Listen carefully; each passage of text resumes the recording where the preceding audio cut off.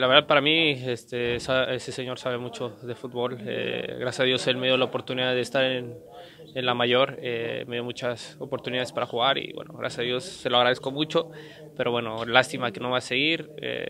y bueno, ojalá que le vaya de la mejor manera en lo que le venga